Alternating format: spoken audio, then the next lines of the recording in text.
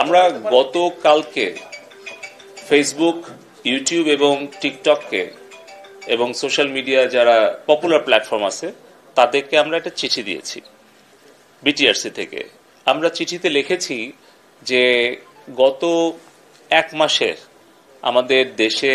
ঘটে যাওয়া বিভিন্ন অনাকাঙ্ক্ষিত সহিংসতা এবং বিভিন্ন ধরনের যেই প্রচার, গুজব, আপনি যেটা যথার্থই বলেছেন যে গুজব, মিথ্যা অপপ্রচার, এগুলো ছড়িয়ে যে বিশৃঙ্খল অবস্থা সৃষ্টি করেছে একদল ষড়যন্ত্রকারী, সেগুলোর বিভিন্ন প্ল্যাটফর্ম, বিভিন্ন কন্টেন্ট আমরা তাদেরকে বিভিন্ন সময় পাঠিয়েছি। কিন্তু যতটুকু তারা কন্টেন্ট টেক ডাউন করেছে, যতগুলো প্ল্যাটফর্ম তারা ব্লক করেছে, সেই সংখ্যাটা অতি নগণ্য এবং এটা অগ্রহণযোগ্য আমাদের কাছে। এবং আমরা বলেছি যে বাংলাদেশের সংবিধান, বাংলাদেশের আইন এবং ফেসবুক, ইউটিউব,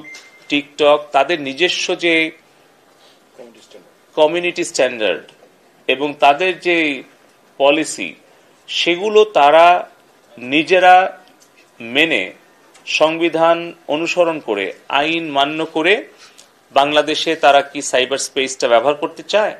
নাকি বাংলাদেশের সংবিধান ভঙ্গ করে, আইন ভঙ্গ করে তাদের নিজেদের দেওয়া কমিউনিটি স্ট্যান্ডার্ড অমান্য করে তারা বাংলাদেশে প্রচার করতে চায়। তারা কি বাংলাদেশের জন্য তারা ভিন্ন ধরনের পলিসি অ্যাপ্লাই করেছে, নাকি তারা America, Myanmar, India, Sri Lanka, Singapore, অন্যান্য দেশে, তারা ইউরোপ, আমেরিকাতে, এশিয়াতে অন্যান্য দেশে যেভাবে তারা তাদের পলিসিগুলো অ্যাপ্লাই করে, সেই স্ট্যান্ডার্ড কি তারা নিজেরা আমাদের বাংলাদেশের জন্য মানছে, নাকি ভিন্ন ভিন্ন অবস্থান নিচ্ছে?